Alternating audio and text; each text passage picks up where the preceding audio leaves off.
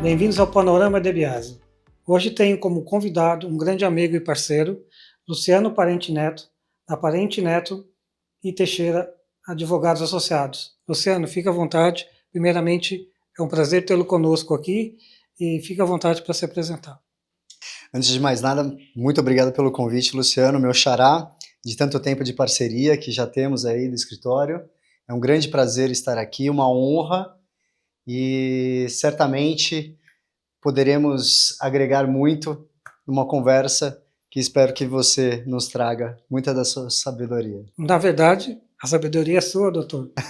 Né? E bom colocar, né, que esses anos de parceria, né, quantos desafios, né, nós enfrentamos em nossas áreas. E hoje um assunto muito importante para o empresariado, principalmente para as empresas familiares, a questão da sucessão societária, né? É um assunto que muitas vezes o empresário não quer colocar a mão, não quer falar sobre esse assunto, principalmente porque ele não se imagina fora do negócio dele, né, ao longo do tempo. O que você enxerga nesse processo de sucessão? Qual seria, na sua visão, que você, na sua experiência, os maiores desafios de uma empresa familiar? Eu acho que existem diversos desafios, inclusive diante da advocacia, inicialmente, que eu acho que é preponderante, é a dificuldade que o brasileiro já possui com relação a planejamento. Então, ele utiliza-se muito mais do contencioso do que do planejamento e consultoria antecipada aos problemas que podem surgir. Esse é um costume que vem mudando ao passar dos tempos em todas as áreas, mas que nesse caso a gente tem algumas outras questões. O empresário brasileiro, ele passa a vida no fio da navalha, assim dizendo, né? Então primeiramente, ele não tem ideia de que o negócio dele vai crescer de uma forma que ele precise planejar e saber qual é o tamanho efetivo. E isso não basta, não é só para o grande empresário, as grandes empresas, mas para o pequeno, médio, eles também não têm essa perspectiva de que aquele negócio que ele começa no fundo do quintal dele vai se tornar uma grande indústria, um grande prestador de serviço, um grande distribuidor ou algo do gênero. Então ele não tem essa expectativa, então ele também não se planeja. Então ele acaba fazendo a operação dele de forma trivial. Então ele é o operacional, ele é o financeiro, ele é o gestor, e ele não se importa, a primeiro momento, com esse planejamento efetivo. É normal, né, até quando as empresas começam, então temos um pequeno empresário que vai crescendo ao longo do tempo, né, ele vira um médio empresário, ele não se preocupa aqui de começo, logicamente, que ele está preocupado em gerar um negócio na qual ele é administrador, vendedor e assim por diante. Mas depois que a empresa cresce, o que muitas vezes é o caso, talvez, que você tenha visto bastante, é que o empresariado se dá conta do planejamento societário quando há um problema. É aí que você falou, vai para o contencioso, não vai para o planejamento. A gente chega no contencioso muitas vezes quando há uma divergência entre os sócios ou até a pretensão de retirada de um sócio e você não tem uma estrutura societária no próprio contrato social ou um documento à parte, que é trivial e não é ilegal, obviamente, com relação a quais são as condições da sociedade no caso de retirada ou no caso de sucessão ou acréscimo de qualquer outra situação da sociedade. Dentro da sucessão, especificamente, a gente tem a grande dificuldade do que, qual é o rumo, como que vai ser feito isso, não só entre os próprios sócios, mas sim os seus herdeiros. Eles sendo capacitados ou não, eles têm esse interesse? Porque muitas vezes o herdeiro ele não tem o interesse no negócio do pai, e isso gera um problema. Muitas vezes ele pode até ter o interesse, mas ele não é capacitado. Você quer esse sócio do seu lado, quando o seu sócio vier a falecer? Você o quer como sócio, efetivamente? Não, muitas vezes não. E como que você vai ter esse planejamento para que ele não entre? Existem várias formas de se fazer isso, inclusive, e ela tem que ser planejada dentro do contrato social ou num apartado. A gente fala da questão societária, o planejamento societário também, por um lado, que ele tira a discussão da sala de jantar e leva para a organização. Então deixa o emocional de lado. E o emocional, muitas vezes, é um dos vilões aí de um sucesso de uma empresa. Não sei que sentido, né? Você tocou num assunto muito importante. Um herdeiro que às vezes quer estar no negócio, mas não tem competência. Ou então é muito comum a gente ver deles que não seguem a trilha dos fundadores, ou seja, do pai ou da mãe que começaram o negócio, segunda ou terceira geração. Eles não às vezes você tem uma indústria, o filho vai para arquitetura, a filha vai para a advocacia ou para outras áreas, e que realmente não se constrói. E como você vê nesse processo, você vai mais obstáculos na questão emocional ou questão jurídica desse processo diante desse cenário, né, que o empresário enfrenta? Eu vejo os dois como um obstáculo, primeiramente, porque tratar da questão societária e jurídica, propriamente dita, você até amplia, né? Você sai só do societário e a gente acaba Uhum. indo para a parte jurídica.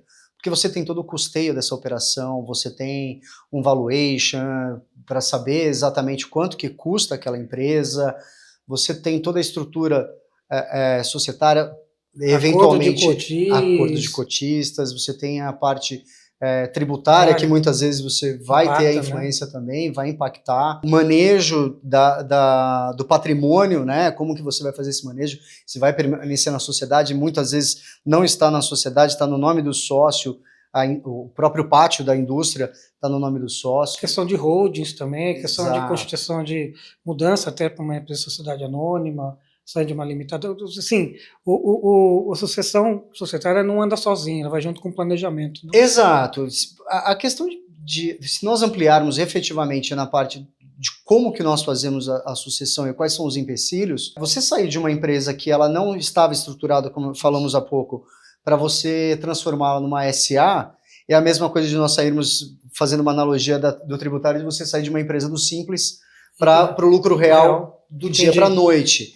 E isso é efetivamente isso é praticamente impossível Uhum. se fazer sem danos colaterais. Obviamente que se fala muito da hold de administração, onde você vai integralizar os bens da empresa ou os bens que estão no Questões nome de dos governança sócios, que também, aí vai uma governança melhor, mas isso já fala de uma estrutura muito mais robusta, né? robusta. Eu acho que a gente tem que pensar, dentro da estrutura do empresariado hoje, como que você ajusta o seu contrato social para que ele seja efetivo nessa sucessão, para que ele comporte essa sucessão de uma forma saudável e que não traga o litígio, né? Eu acho que esse é um grande problema. No que diz respeito já à parte sentimental, vamos ser sinceros, né? O brasileiro e a população de uma Cultura, forma né? geral, culturalmente, já tem uma dificuldade de olhar para a própria morte, para a própria É, aposentadoria e tudo mais. Então, quando ele olha essa possibilidade, ele sempre vai olhar para o sucessor dele ou qualquer outro que não vai atender às necessidades ou expectativas do que o negócio dele, que ele realmente criou, vai ensejar num sucesso. Então ele tem um certo apego àquilo e ele acha que ninguém vai dar conta o não, e é muito suficiente. comum quando a gente trata esse assunto com alguns clientes, né? Algumas empresas, alguns empresários, a gente sempre tem aquela evolutiva, mas você acha que eu vou morrer? Não sei se você já ouviu isso. Exato. Aí a gente tem que responder, todos nós vamos, né? Todos Então, vamos, um só não dia, sabemos mas quando. quando, né? Então, é um questionamento que sempre volta, e o importante, né, que eu vejo também, é uma experiência que a gente está trocando aqui, é que muitas vezes o fundador ou o empresário não tem um plano de vida após aquele negócio, né? A gente tem que considerar que o negócio tem que ser perene, né? Ele existindo ou não, o negócio teria que continuar, Exato. seja com familiar ou não familiar, seja através de uma aquisição, M&A, né? Então o Uhum. negócio teria que continuar. E aí, né, Luciano, eu vejo que o papel de um rearranjo societário, de uma sucessão societária, é manter o negócio funcionando, independente das circunstâncias futuras. Exato, porque o negócio é a pessoa jurídica. A pessoa Isso, física é simplesmente um viabilizador do negócio, né? Então, quando a gente pensa numa sucessão, seja ela qual for, seja pelos próprios herdeiros ou uma aquisição, uma sucessão empresarial, uma incorporação por outra empresa que admita que aquele negócio faz parte do dele, de qualquer forma, isso também é uma alternativa, mas ela sendo analisada e vista como uma alternativa prévia, ela vai trazer efetivamente um planejamento, uma estruturação, valoração da empresa, para que você saiba o quanto vale seu negócio e não para você vendê-lo a toque de caixa. exatamente. E tem a questão também, quando uma empresa está preparada, né, em termos de sucessão societária e planejamento também, numa eventual negociação, ela acaba valendo mais, Exato. entendeu? Porque quem vai comprar tem menos riscos, porque todas as questões familiares talvez já estejam resolvidas, né, no âmbito societário e legal, né? Exato. Então você cria ali um ambiente seguro para o empresário decidir exatamente o que ele quer fazer com o negócio. Com certeza. Finalizando, Luciano, o que você sugere para um empresário que esteja pensando no futuro dele, do negócio dele, por onde começar a questão de uma associação, de um planejamento de sucessão societária? E eu acho que a primeira questão é justamente o trabalho que vocês fazem, que é arrumar a casa. Né? Antes de qualquer questão jurídica, você tem que arrumar a parte contábil, a parte financeira, entender o que é e onde você está do seu negócio. Uma auditoria é muito importante. Uma auditoria é de suma importância para você entender tudo isso. A partir disso, você sabe qual é o rumo jurídico que você vai ter. Você não pode adotar o rumo jurídico antes de saber qual é o tamanho do seu negócio, né? O que você precisa para saber se é uma SA, se basta uma hold, se o seu filho tem capacidade ou não, porque na auditoria você vai conseguir, se ele já participa da empresa ou não, você vai conseguir entender o lugar dele, a capacitação, e são questões primordiais. Depois disso, a gente passa para o mundo jurídico de uma forma muito mais tranquila e consciente. Com números e alicerces, né? Dando um alicerce mais sólido para o projeto dar certo, né, Luciano? Exato.